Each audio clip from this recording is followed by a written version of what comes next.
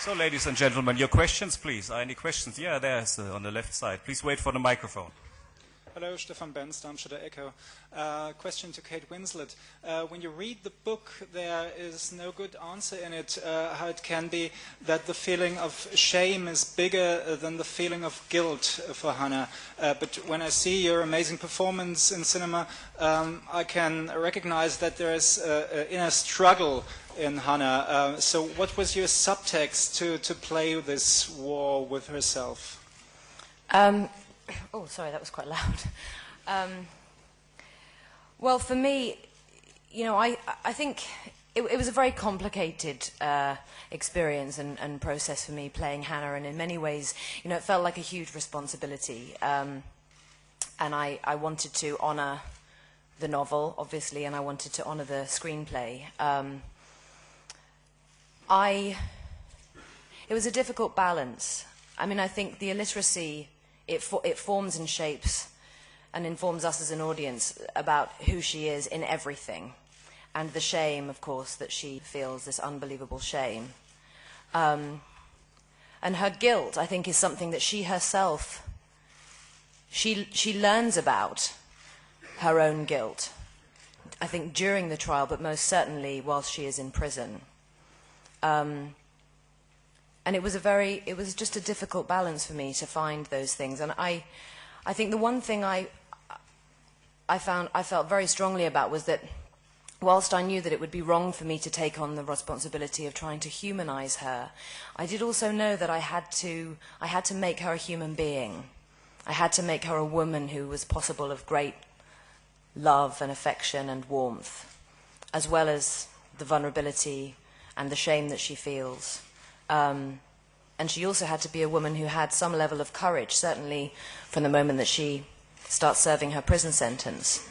Yeah, I think that sort of answered your question. Thank you. There's a question on the right side in the back, please. Hi, this is Carol Guerrero from W Radio in Colombia, and I have a question for Miss Kate Winslet. Kate, how hard was for you to make love scenes with someone who is a little bit younger than you? Just a little bit. And please, a second question for you also. You have a nomination to the Oscars with this film, so how do you feel about it? It wasn't difficult doing the love scenes with David at all. You know, I think that quite a lot has been made of the love scenes and has been made of David's age. You know, he's 18, he's a young man, and he's extremely professional, and I think absolutely brilliant in the film.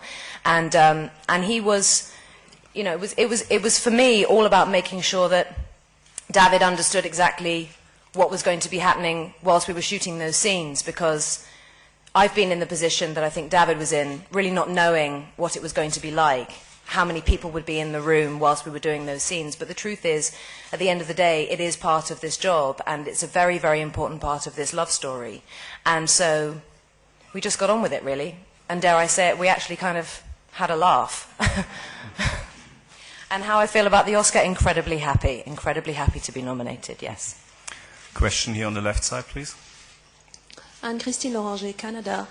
My question is for Mr. Fiennes. I'm here. Being married to a blonde, blue-eyed German who is about your age and who has to deal with guilt, a humongous amount of guilt, I was wondering how you see this, you portray this character. Because in the book, he never writes to her, and that's a source of pain to her. And he can't. Mr. Schlink doesn't really express that. Maybe you would like to comment also. But as an actor, how do you understand the motivations of this character? He's in trauma. He's traumatized by what he knows about her. He can't divorce himself from wanting contact, but it's a very one-sided contact. So it's all connected. To what extent should he judge her, condemn her, or understand her? He doesn't want to write a letter to her. He doesn't want that sort of intimacy.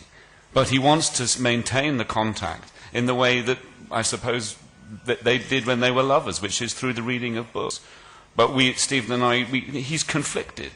So to me it was quite clear. He doesn't want to engage with her. because of what she's done and everything that all the feelings that her action has provoked in him. But he can't lose her.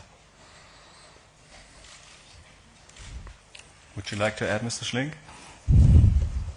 Ach, es ist wunderbar, einen Schauspieler zu haben. It's wonderful to have an actor who's really grasped what I was meaning, grasped it so well and expresses it so well.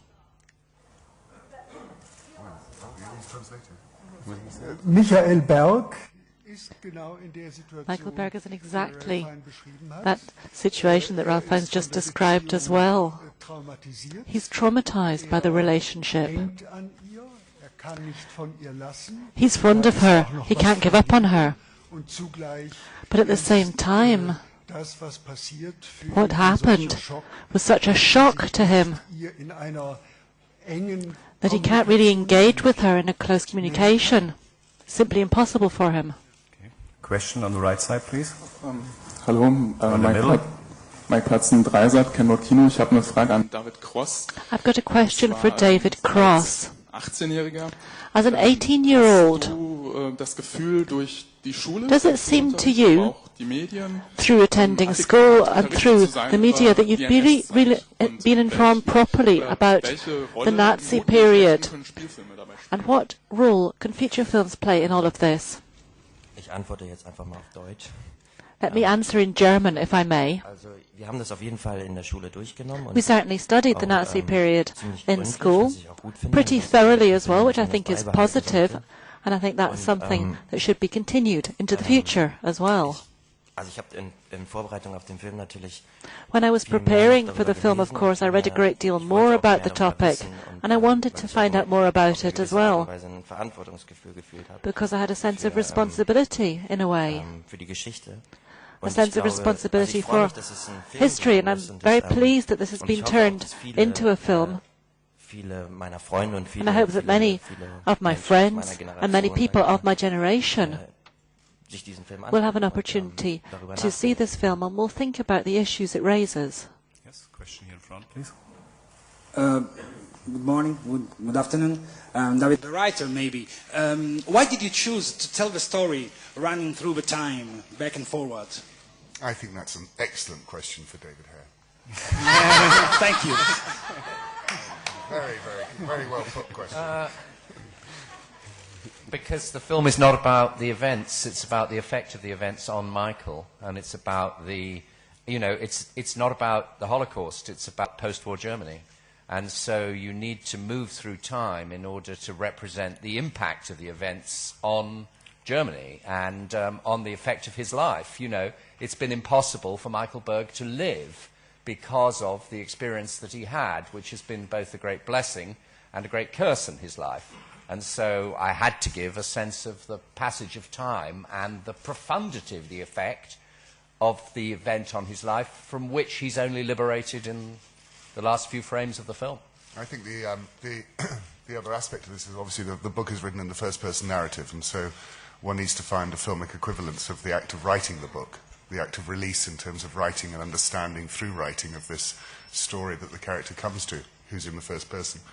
And so David came up with the idea of a filmic equivalence. We obviously could have had a man sitting at a typewriter and a little voiceover, but the act of telling seemed to be more important to tell the next generation. So in the act of telling his daughter, it is an act of release. Question there on the right side, please. Yeah, hi, Niels from Norway. I got a question for Stephen and a question for Kate. In this year, there are many films dealing with the Holocaust and the impact of it, and the actual event also. Why do you think there are so many Holocaust-based movies right now? Well, as David just said, I don't think this is a Holocaust movie. It's a movie about post-war Germany. It starts in 1958 and ends in 1995. Yeah, but it's dealing with the impact of it. It is, on the generation of Germans that lived after the war. And I think that's the issue of Mr. Schlink's novel, of course, is about the effect of upon a generation of Germans who were brought up after the war, who were, in a sense, being brought up under a veil of silence, and then what happens with the knowledge when they find that knowledge. Mr. Schink should talk more about that. I mean, but in terms of, there are many, many films made about the Holocaust, and I hope and assume there will be many more films made about the Holocaust. most of those films are made from the perspective of the victims, as is right, and very few films are made with perpetrators as dominant characters, and this, in that sense, is a very unusual film, and therefore is bound to elicit a certain amount of controversy. Stand up. Okay. And I'd like to ask Mr. Bernard Schlink, and it's a question from Yuki Sato. And what is the impression to see this film? And also, Michael, the main character, is almost like Pachery yourself. So, what is like that? Is that Ralph Fiennes and David Cross the plays what you really expected? And also, in the story, Michael read wonderful, beautiful novels like, including the lady with that little dog. So, how did you choose these, novels? Thank you. Wenn man die Rechte an einem Buch verkauft, darf man nicht erwarten, die eigenen Bilder.